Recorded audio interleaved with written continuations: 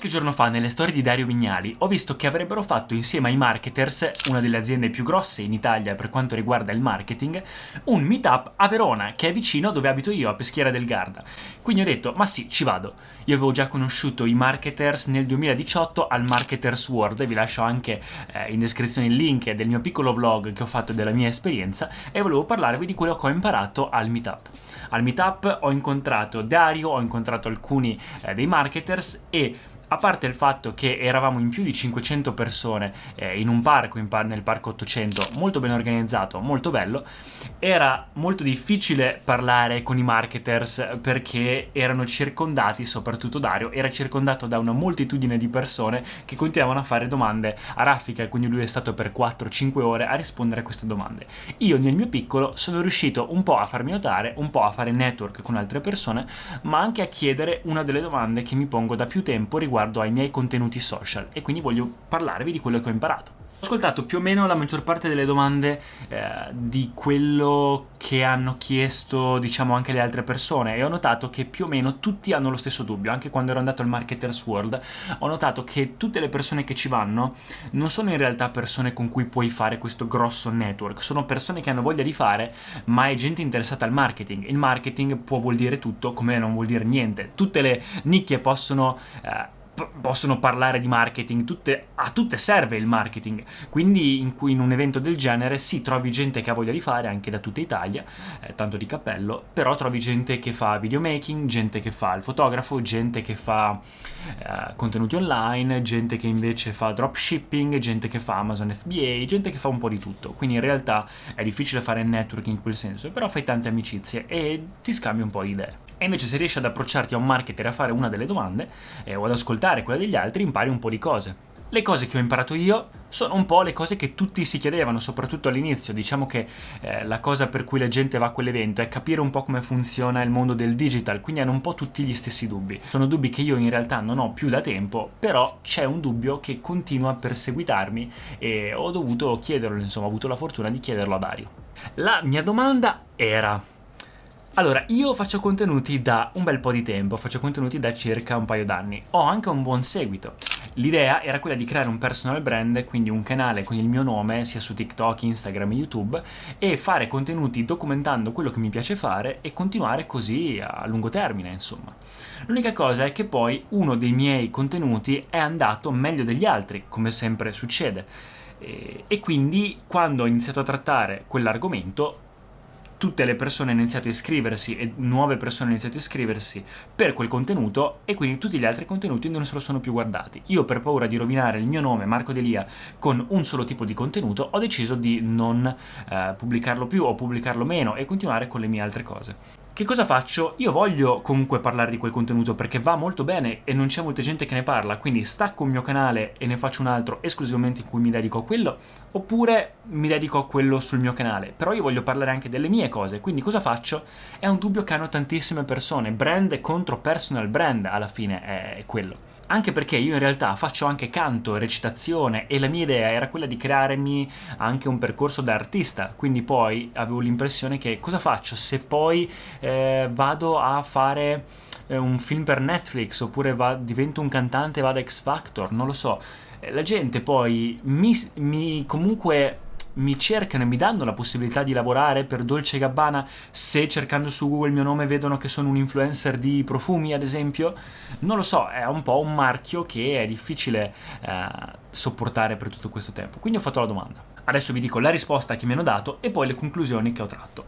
E ho chiesto anche per l'inglese o italiano. È meglio parlare in inglese o meglio parlare in italiano? Per quanto riguarda inglese o italiano, la risposta che ho ricevuto è ovviamente italiano. Loro mi dicono italiano perché sono marketers, studiano i mercati e quindi vedono il mercato in cui si va meglio in questo momento è l'Italia, quindi parlare in italiano è più facile per avere fama in un posto locale, soldi in un posto locale, perché dovrei parlare inglese. E in più mi hanno anche spiegato che c'è una differenza nell'essere locali e globali, ma che in realtà anche se uno prova a essere globale parlando in inglese, in realtà è comunque locale, quindi tanto vale parlare in italiano. E invece per quanto riguarda la storia dei contenuti mi hanno consigliato di stare su un unico canale e concentrarmi sul mio personal brand. Si possono aprire anche vari brand, ma di concentrarmi prima sul mio personal brand.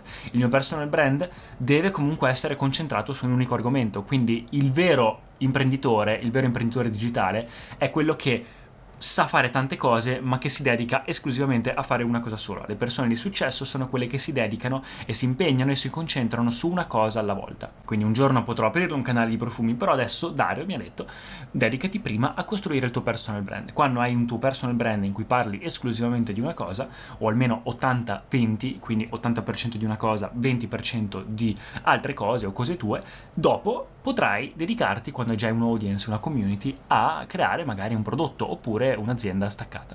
Ho sentito anche che parlavano di qualità, quindi di preferire al giorno d'oggi la qualità confronto alla quantità, perché inizia a esserci tanto rumore online, tante persone che creano. Anche di preferire la semplicità, e anche se un competitor già in Italia, soprattutto in Italia, non è ancora quasi niente saturo, quindi si può ancora creare contenuti su qualsiasi argomento, però se ad esempio un argomento esiste già, c'è già un competitor, di comunque farlo, cambiando un po' quella cosa. Quindi ad esempio lui ha fatto un esempio: se si parla di barche, fare barche per imprenditori o barche per un certo tipo di viaggio, quindi di cambiare un po' la propria nicchia in base a, insomma, l'essere unico, essere il migliore in qualcosa. Quale deve essere quella cosa? Deve essere un interesse che funziona, quindi qualcosa che ti piace o qualcosa in cui sei bravo, deve essere qualcosa che ti interessa fare. Non ti consiglio neanche, anche loro non l'hanno consigliato, ma in realtà tanti altri imprenditori che ho sentito non consigliano di scegliere la propria passione come lavoro, ma di scegliere qualcosa che ti interessa fare, qualcosa che comunque ti piace, di cui vorresti parlare per tanto tempo e in cui sei bravo, e quindi vedi che è monetizzabile, studi un po' i mercati, capisci come funziona e allora lì inizi a creare contenuti.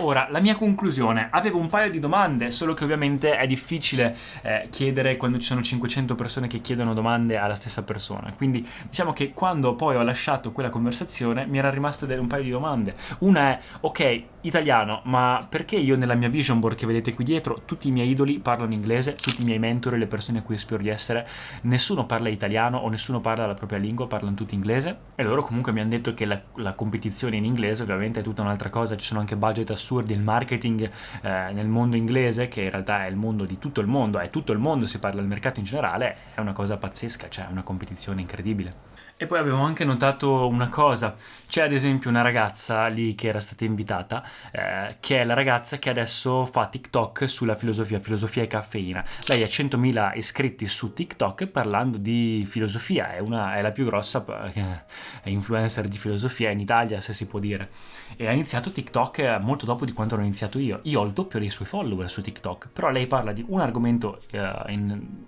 solo, e lo parla in italiano. E quindi adesso va a parlare al TEDx, era lì a parlare con loro, al tavolo dei marketers, gira l'Italia, eccetera, eccetera.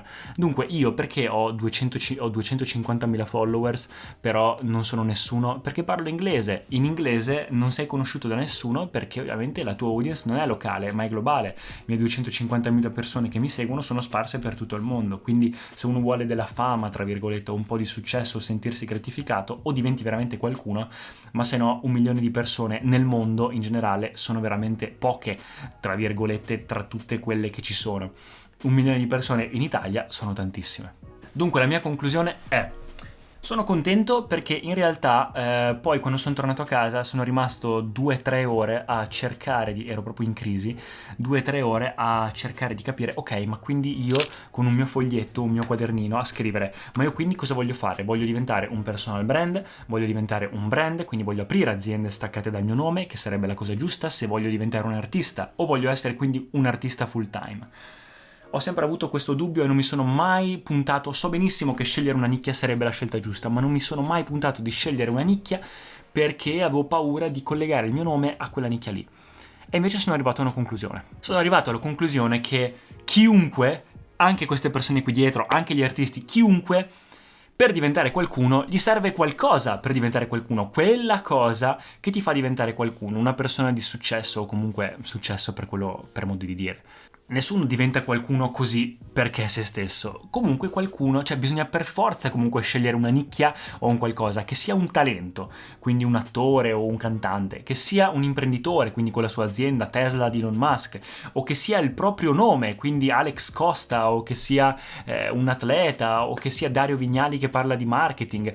Quindi in realtà serve comunque una cosa, indipendentemente che tu la crei esterna da te, oppure che sei un artista, comunque c'è il tuo nome, comunque figuri. Quindi in realtà alla fine dei conti, diciamo che mettere il proprio nome su qualcosa non è così sbagliato. Ho scelto dunque di puntare al mio personal brand.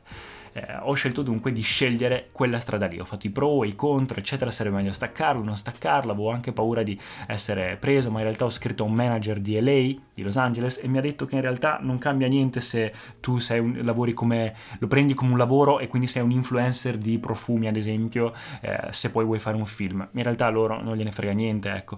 Sono cose staccate e quindi alla fine, se serve una cosa comunque per diventare qualcuno, non ha senso concentrarsi su 10 cose diverse. So che a tutti piacerebbe farlo, ma in realtà alla fine ti fa diventare di successo se parli di una cosa sola e continui con quella. E il bello di un personal brand e non di un brand è che non ti chiami Jeremy Fragrance, per esempio. Se un giorno evolvo e lo chiamo Marco Delia e inizio a parlare di che cosa funziona ora, quindi mi concentrerò su quello che funziona al momento, se adesso su YouTube faccio 10 video e mi funziona meglio uno di profumi, parlerò solo di profumi, oppure 80-20, c'è sempre la regola dell'80-20, quindi 80% parlerò di profumi, 20% parlerò della mia vita o Q&A o altro. Se funziona quello, farò quello, idem per la lingua. Se funziona l'italiano, per la maggior parte farò 80% italiano, 20% inglese. E stessa cosa, documentando quello che faccio. E il bello è che se fai un personal brand, evolvi nel tempo, perché ogni persona, ogni essere umano evolve a delle sfaccettature, non devi rifare un rebranding durante il tuo percorso. Automaticamente, se pian piano cambi nella tua vita, come Gary Vee, invece che parlare di vino, ha iniziato a parlare di business e marketing, l'ha fatto semplicemente perché è voluto, ma non ha dovuto cambiare tutto il suo brand. È comunque Gary Vee, c'è un'evoluzione. E anche se sei riconosciuto per una cosa sola, in realtà quella cosa è un mezzo per cui il tuo successo può esistere, la tua persona può trasparire. In ogni caso traspare tutta la tua personalità e i tuoi altri interessi, che comunque sono sia interessi personali che no, traspaiono nel successo che hai anche parlando di un argomento. E le persone quindi si iscrivono o ti iniziano a seguire o si affascinano da te, vengono affascinate da te, dal tuo successo e vogliono sapere tutto di te anche se parli solo di un argomento, perché sei tu che parli di quella cosa, quindi la tua nicchia sei tu, non sei quella cosa lì, non sei quel prodotto, quello è solo un mezzo per cui tu parli e hai successo, ma poi in realtà nessuno può copiarti, nessuno può parlare come te perché sei unico. Quindi la cosa che farò è continuare comunque con la mia carriera nel mondo della recitazione, del ballo eccetera e della moda, e vediamo come va quella nel frattempo. Separata ma che lavora sinergicamente, ci sono i miei social che inizierò a prenderlo un po' più come un lavoro tra virgolette, ma senza, cioè viverla con molta più filosofia, fare contenuti senza pensarci troppo. Sì, documenterò la mia vita, ma farò solo quello che funziona, perché alla fine vivendola nel flow, vivendo nel momento, senza fare troppi piani, ma oggi che cosa funziona oggi per me, che cosa sta andando per me, puntare anche sulla qualità invece che sulla quantità. Farò quello per l'80%, il 20% parlare di me o comunque rispondere alle domande, Q&A, che comunque è qualcosa che mi piace sempre fare. E la gente quindi si iscriverà per tutto il pacchetto completo di Marco Delia. E di smettere quindi di paragonarsi agli altri, perché alla fine è quella la cosa che ti fa star male. Bisogna avere pazienza e capire che non tutti hanno il tuo percorso e non tutti in realtà sembra che tutti abbiano raggiunto un livello pazzesco. In realtà sotto sotto soldi e fama sono piacevoli ma non sono la risposta. Quindi continuerò comunque con la mia crescita personale e tutto, e a documentare la mia vita, però diciamo che per i contenuti e per quello che voglio fare online ho, penso, raggiunto finalmente una risposta. Fare quello che funziona adesso per me, concentrarmi su quello, lasciare perdere tutto il resto, avere il coraggio di farlo, almeno per l'80-20, e avere pazienza, pensarla a lungo termine, evolvere anche con quella cosa, non si sa, espandere anche successivamente, non importa, non puoi sapere cosa succederà dopo, ma come dice Steve Jobs, connecting the backwards, quindi guardando indietro, connettere i puntini guardandoli indietro. Ecco qua ragazzi, quindi spero che vi sia piaciuto, vi consiglio di andare a un meetup dei marketers perché veramente è una cosa molto carina. Ovviamente è un po' particolare, preferirei che dessero un po' più di input anche agli altri partecipanti invece che solo loro 4 dare risposte a tutti come se fossero guru di tutta la vita. Sono molto bravi nel marketing sicuramente, ma parlare di yoga o altre cose in cui magari, non so, noi occidentali non siamo poi così esperti, non lo so. Ci sta se uno ti fa una domanda, però diciamo che secondo me anche parlando con altre persone lì nell'ambito, se dessero un po' più di attenzione, come con un gioco, con un evento, qualcosa, anche a tutti gli altri partecipanti in modo da potersi conoscere tutti, invece che parlare solo loro, sarebbe anche più carino. Però vi consiglio comunque di andarci perché è un bellissimo evento e sono ragazzi super bravi, super svegli e mi piace sempre ascoltarli. Ecco qua ragazzi, spero che il video vi sia piaciuto, lasciate un commento che cosa ne pensate, fatemi sapere se parteciperete al prossimo meetup dei marketers e noi ci rivediamo al prossimo video. Ciao ragazzi!